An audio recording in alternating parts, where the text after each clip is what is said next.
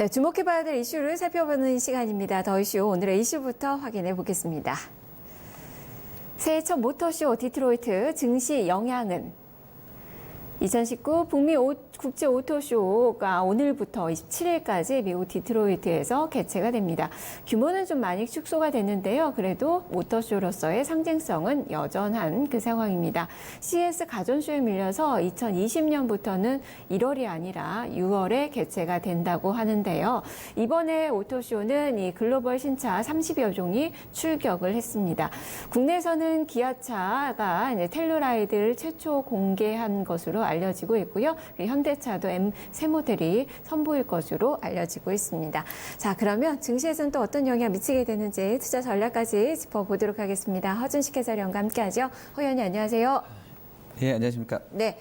자, 북미 국제 오토쇼, 디트로이트 모터쇼라고 이야기를 많이 합니다. 이 디트로이트 모터쇼. 이게, 어떤 그 행사인지, 그리고 중요도도 좀 같이 살펴주세요. 예. 1907년부터 개최되고 있는 이제 북미 국제 오토쇼이고요.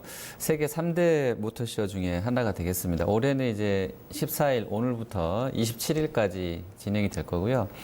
신규 자동차 모델, 또 자동차 기술, 그 다음에 시장 동향 등을 확인할 수 있는 이제 오토쇼다 보니까 관심이 커지는 거고요.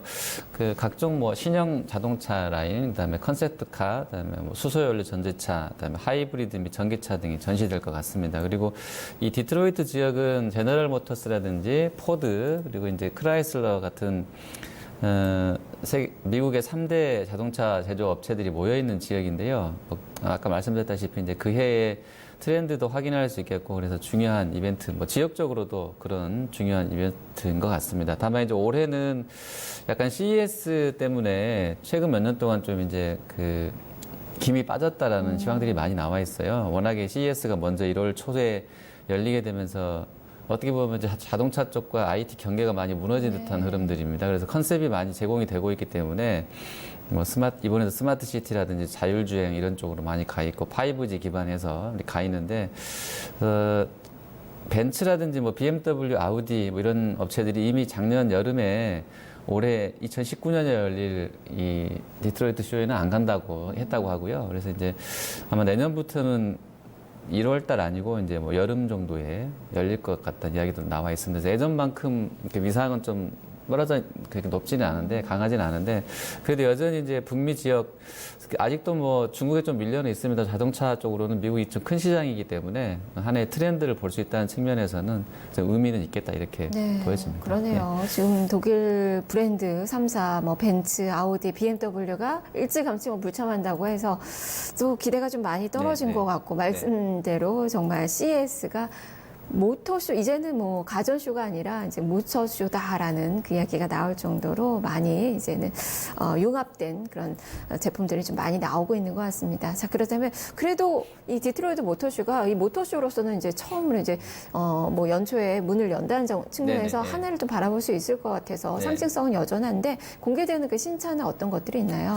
예, 그 작년 걸 잠깐 보고요. 그리고 이제 올해 신차들 좀 보시면, 작년에는 중국 로컬 업체인 광저우 자동차의 이 인벼지가 주목을 좀 많이 받았습니다. 지금 이미지가 나가고 있는데요.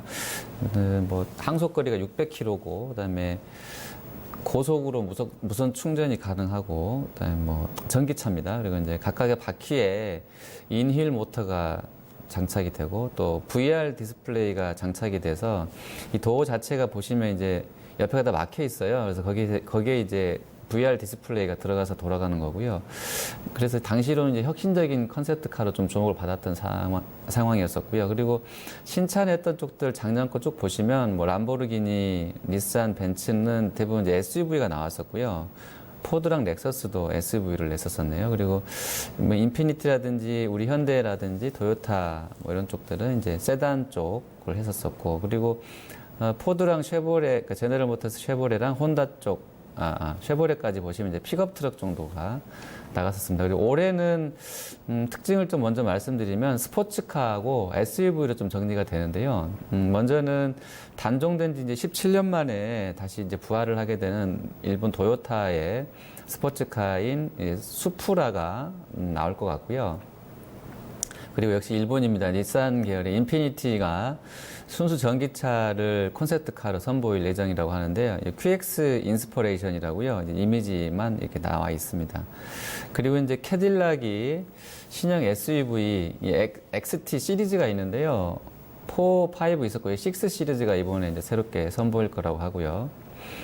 SUV입니다. 그리고 이제 피아트 크라이슬러가 픽업 트럭 램 HD 트럭이라고 그래서 이것도 지금 선보인다고 그러고요. 그리고 포드가 9년 만에 풀 체인지 모델, 그러니까 6세대 모델인 이 익스플로러 6세대 모델을 이번에 선보일 거라고 그러고요.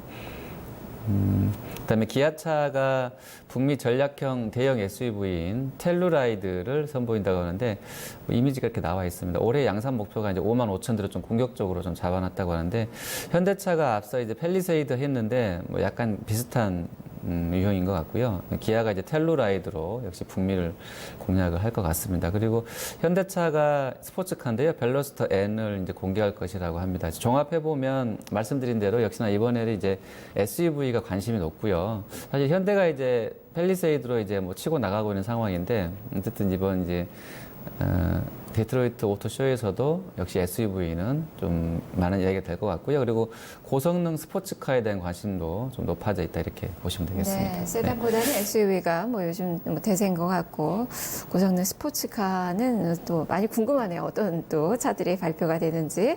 자, 그러면 이 뭐 좀 더 자세히 본다면 디트로이트 모터쇼에 우리 국내 업체에서는 삼성 SDI만 참가를 했고 LG나 SK 이노베이션은 또 불참을 네네. 했더라고요. 네네, 예. 또 전기차 쪽에 다 배터리를 만드는 그 업체들인데 네. 좀 행보가 좀 달랐어요. 그 이유를 어떻게 봐야 될까요? 예, 뭐 아까 처음에 말씀드렸는데 CES 때문인 것 같고요. 뭐 큰 이유는 없는 것 같습니다. 이미 이제 다 했기 때문에 굳이 뭐 갈 필요성을 못 느끼고 있는 것 같고요. 그리고 LG는 이미 이제 뭐 폭스바겐 같은 업체들한테 이제 배터리 다 거래선으로 만들어서 공급하고 있기 때문에 이번에 굳이 가서 뭐 배터리 시연하고 뭐 이렇게 전시해야 될 필요성을 못 느낀 것 같고요.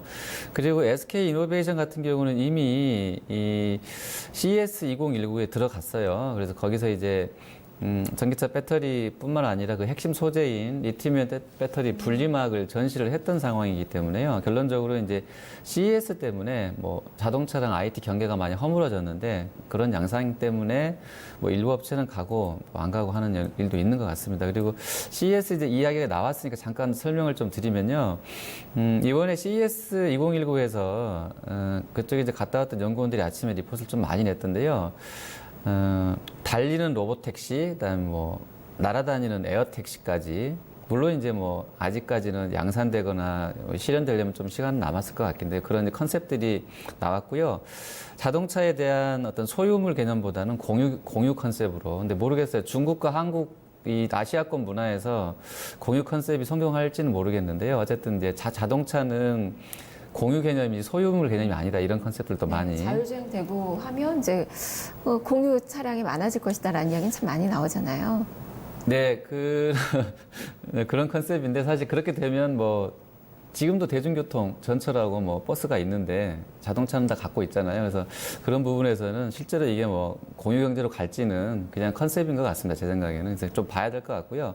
그리고 이제 모빌리티가 확장이 되게 되는데 CES 자동차관에 있어서 가장 뭐 스타는 에어택시였다고 합니다. 지금 모빌리티가 확장이 되게 되면서 물론 이제 상용화 될 때까지는 뭐 날아다녀야 되니까 지금 헬기 같은 경우도 좀 그런데 이게 도심으로 날아다닌다 그러면 뭐 그런 관련된 규제라든지 또 관제 부분들 그리고 소음이 날지는 모르겠는데요. 소음 그리고 뭐 안전 문제라든지 그 배터리 그다음에 대중들이 인식이 어떻게 나올지 뭐 이런 거 어쨌든 하지만 뭐 다가올 미래로서는 이런 걸림돌이 있기는 하지만 뭐 에어택시가 정말 우리가 예전에 그 제5호선가요? 거기서 나왔던 뭐 하늘을 날아다니는 택시 나올지 좀 보셔야 될 것 같고요. 그리고 기술 진보가 나오면서 글로벌하게 전통적으로 자동차 판매는 수요도 줄고 판매량도 좀 감소할 거라는 우려들도 좀 있어서요. 이게 전체 자동차 시장에 미칠 영향력은 좀 계속 생각은 하셔야 될 것 같습니다. 그리고 또 하나의 컨셉이 커넥티비티였다고 그러고요. 역시나. 그리고 자율주행, 5G도 계속해서 좀 이야기가 됐던 것 같습니다.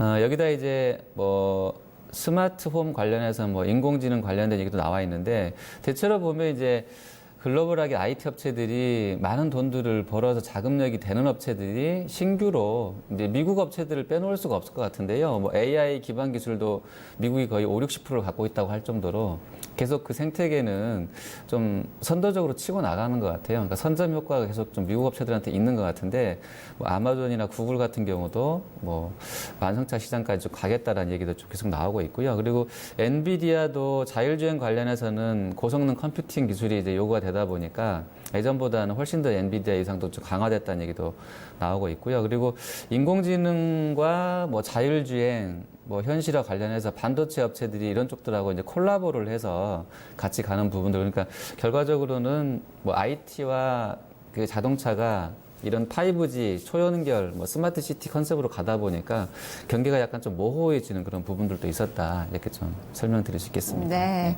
그래서 또 SK 같은 경우는 뭐 전사가 뭐 전 그룹이 다 CES에 또 공을 들이는 그 모습이 또 나타나고 있어서 네네. 그만큼 CES에 대한 그 위상이 훨씬 더 좀 강화되는 것 같고 네. 어쩔 수 없이 지금 디트로이트 모터쇼가 내년부터는 6월에 그래서 CES와 네, 그 그럴 것 시기를 좀 피해서 네네네. 개최를 네, 하는 것 같아요. 네. 자, 근데 증시의 영향력을 좀 봐야 될 텐데 그리고 또 모터쇼 관련돼서 이제 유망주로 볼 만한 그 종목들 어떤 것들이 있을까요? 예, 뭐 지금 컨셉으로 보면 사실 CES 2019 때 유망주가 뭐 디트로이트 모터쇼 유망주다라고도 볼 수 있을 것 같아요. 개념이 좀 그러니까요. 그래서 일단은 뭐 자동차니까 현대차 그룹주는 좀 관심이 필요할 것 같아요. 물론 이제 사업 목표를 보시면 아주 올해 연간으로 봤을 때 싹 이렇게 아주 공격적으로 나와 있지는 않거든요. 이제 본인들도 이제 알고 있을 것 같은데요.